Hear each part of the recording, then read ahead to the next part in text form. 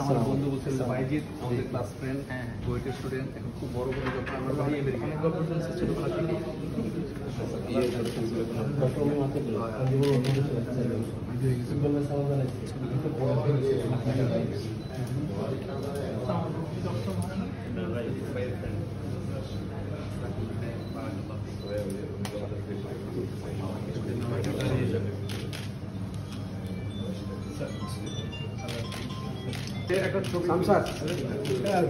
হ্যাঁ আমি আছি আপনাদের